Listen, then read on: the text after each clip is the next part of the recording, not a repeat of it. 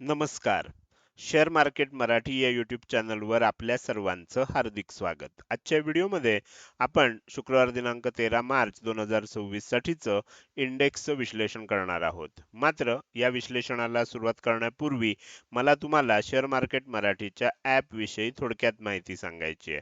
Share market मराठीचं app आता Android आणि iOS अशा दोन्हीही प्लॅटफॉर्मवर उपलब्ध आहे. हे ॲप तुम्ही तुमच्या मोबाईलमध्ये डाउनलोड करून इन्स्टॉल केलंय का? जर केलं नसेल तर आजच करा. याचं कारण असं आहे की शेअर मार्केट मराठीच्या सर्व सर्व्हिसेस आता ॲपच्या माध्यमातून उपलब्ध आहेत. यामध्ये शेअर मार्केट मराठीचे फ्री कोर्सेस, प्रीमियम ग्रुप आणि पेड कोर्सेसचा समावेश आहे. तुम्हाला समजा हे ॲप डाउनलोड करून इन्स्टॉल करायचं असेल तर त्यासाठी लागणारी जी लिंक आहे ती ह्या व्हिडिओच्या डिस्क्रिप्शनमध्ये किंवा कमेंट सेक्शनमध्ये जी पहिलीच कमेंट आहे पिन कमेंट त्यामध्ये उपलब्ध करून देण्यात आलेली आहे. तिथे जाऊन तुम्ही हे ॲप डाउनलोड करून इन्स्टॉल करू शकता. हे झालं शेअर मार्केट मराठीच्या ॲप विषयी थोडक्यात माहिती.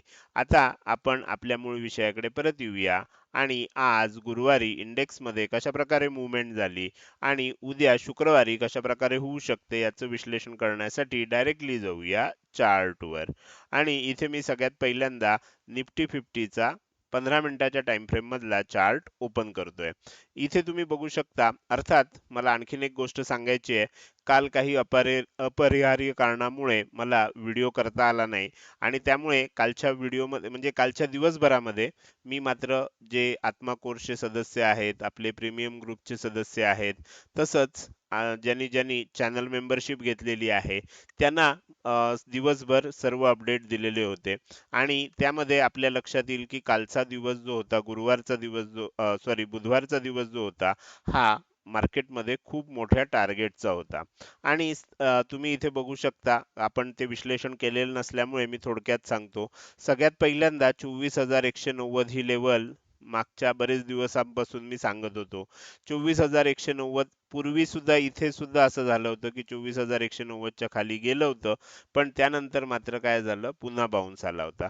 यावेळेला काय झालं 24,190च्या खाली टिकल्यावर सेलिंग कंटिन्यू झालं आणि तुम्ही बघू शकता खूप मोठं सेलिंग आपल्याला बघायला मिळालं.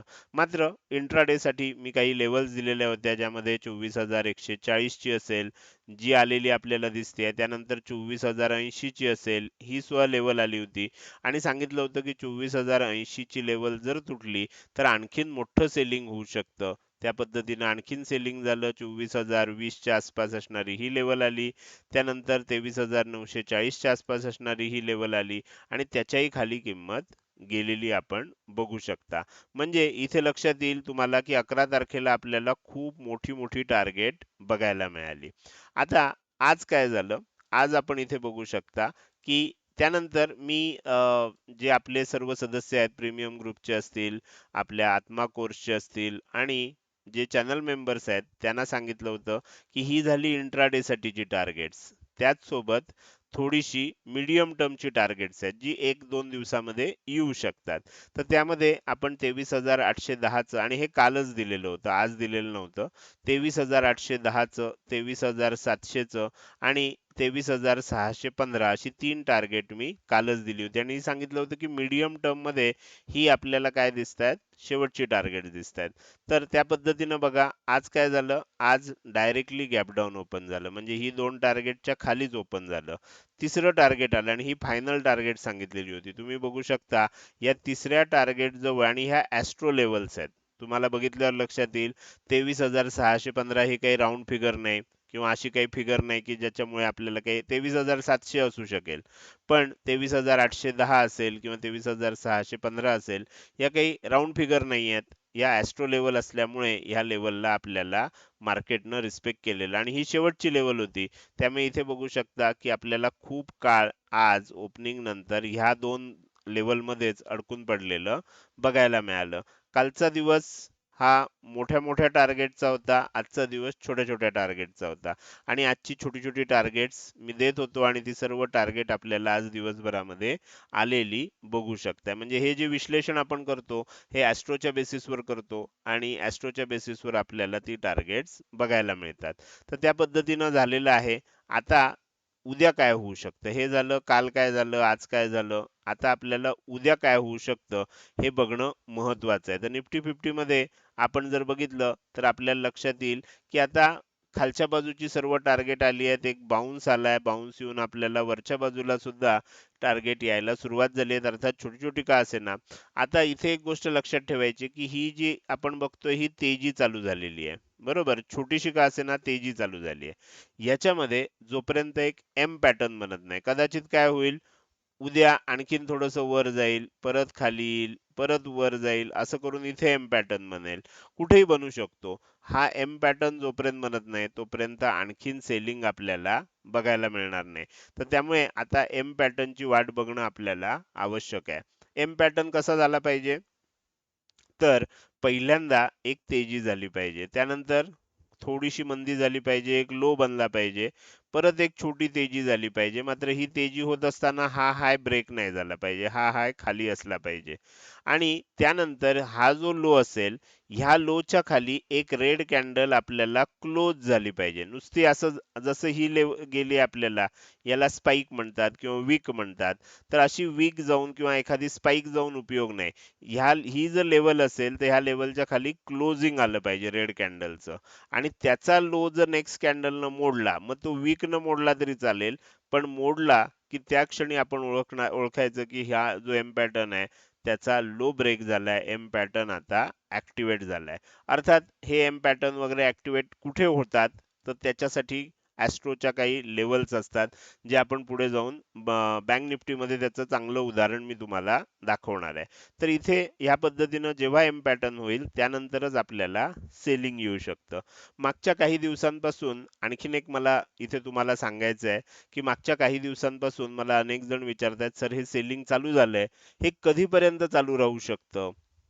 तर ॲस्ट्रॉलॉजिकली जर ह्याचा विचार करायला गेलं तर आपल्याला साधारणपणे 20 मार्चच्या आसपास अशा पद्धतीनं एक तारीख येते की त्यावेळेच्या आसपास आपल्याला एक लो बनू शकतो आणि त्यानंतर मार्केट रिव्हर्स होऊ शकतं. तारीख लक्षात घ्या, 20 मार्चच्या आसपास. एखाद दुसरा दिवस मागे पुढे होऊ शकतो, पण 20 तारखेच्या आसपास आपल्याला लो बनताना दिसू शकेल.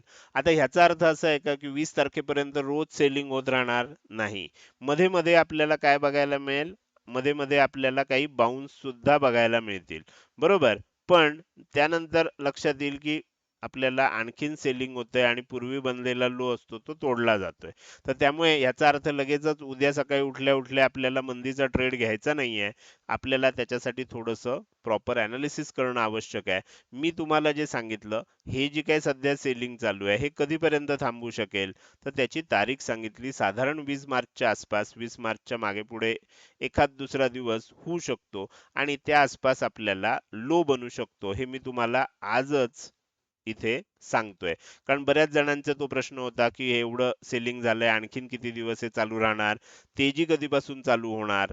तर त्याचं उत्तर मी तुम्हाला इथे दिलेलं आहे. त्यानंतर आपण पुढे जाऊया आणि आपल्याला बँक निफ्टीमध्ये बघूया. बँक निफ्टीमध्ये सुद्धा तुम्हाला आठवत असेल तर 10 तारखेला जे 11 तारीखसाठी विश्लेषण केलं होतं, त्यामध्ये मी तुम्हाला सांगितलं होतं की ह्या 3 फायनल लेवल आहेत तेजीच्या. म्हणजे त्याच्यापूर्वी ही जी छोटीशी तेजी झाली होती त्याच्या ह्या फायनल लेवल आहेत.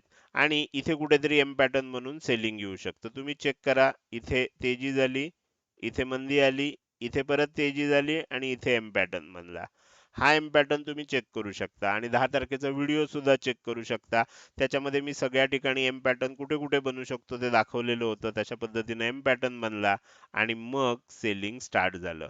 कुठेतरी एम पॅटर्न बनला तर त्याचा आपल्याला फायदा नसतो. आपण दिलेल्या ॲस्ट्रो लेवल जिथे असतील आणि जिथे ॲस्ट्रो लेवल जवळ सांगितले की इथे एम पॅटर्न बनू शकतो, तिथेच बनला तर त्याचा फायदा आपल्याला होताना बघायला मिळतो. खूप मोठं सेलिंग झालं 11 तारखेला.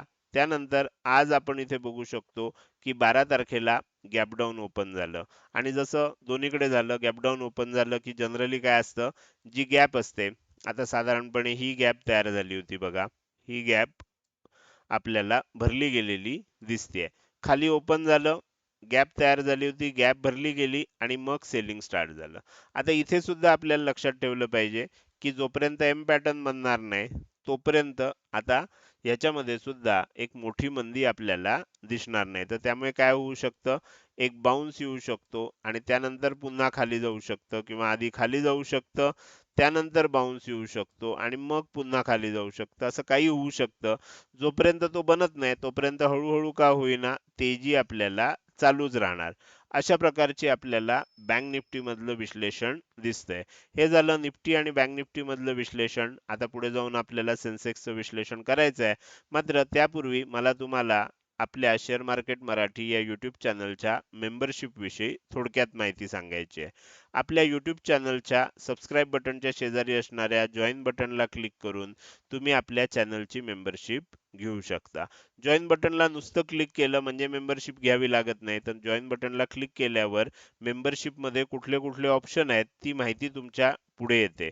ती तुम्ही वाचू शकता. त्यामध्ये तुम्हाला 4 ऑप्शन दिसतील. ब्रॉन्झ मेंबर आहे, सिल्वर मेंबर आहे, गोल्ड मेंबर आहे आणि प्लॅटिनम मेंबर आहे. आता ह्याच्या पुढे जी दरमहा फी लिहिलेली आहे, ही फी तुम्ही जर विंडोज किंवा अँड्रॉइड ॲपमधनं विंडोज ऑपरेटिंग सिस्टीम किंवा अँड्रॉइड ॲपमध्ये जर करत असाल तर ही आहे. तुमच्याकडे जर आयफोन असेल किंवा ॲपलचं कुठलंही डिव्हाइस असेल तर तुम्हाला ह्याच्यापेक्षा थोडी जास्त फी द्यावी लागू शकते. ही गोष्ट लक्षात ठेवा. त्याचसोबत जे प्रीमियम ग्रुपचे सदस्य आहेत म्हणजे ज्यांनी ज्यांनी आतापर्यंत पेड कोर्सेस घेतलेला आहे त्या सर्वांना सुद्धा आता ह्या चॅनल मेंबरशिप घेण्याची गरज राहिलेली नाहीये. तर आपण प्रीमियम ग्रुपवर तेच अपडेट देत आहोत.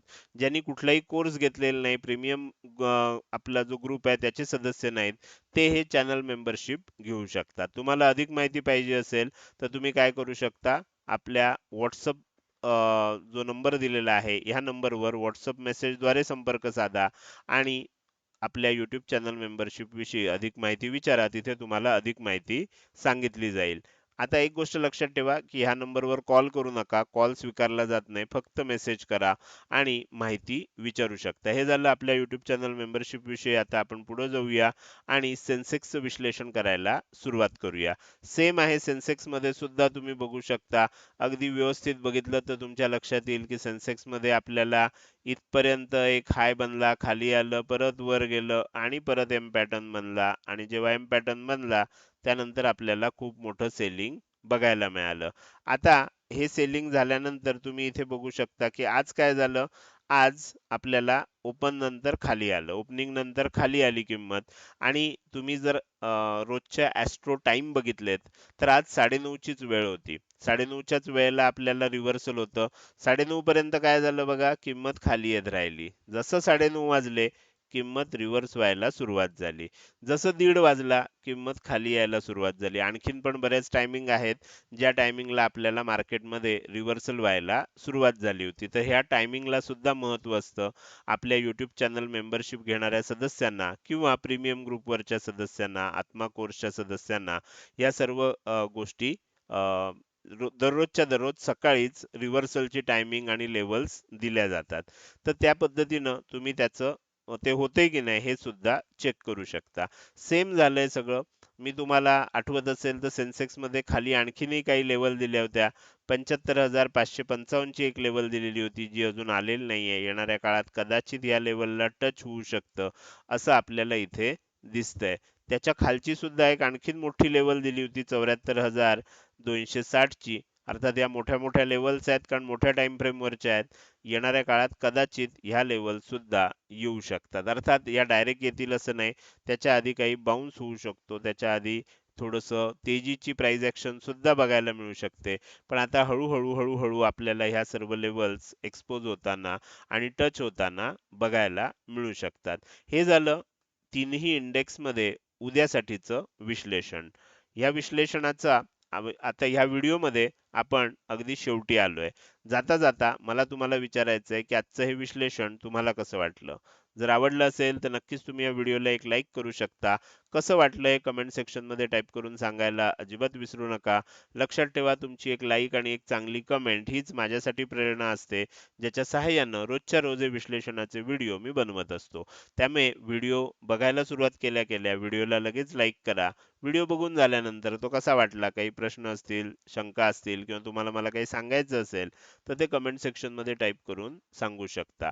त्याचसोबत आजचा हा व्हिडिओ तुम्ही अजूनपर्यंत बघताय आणि अजूनही जर तुम्ही शेअर मार्केट मराठी या आपल्या YouTube चॅनलला सबस्क्राईब केलं नसेल, तर कृपया सबस्क्राईब करा आणि शेजारी असणाऱ्या बेल आयकॉनला क्लिक करून ऑल असं नोटिफिकेशन निवडा.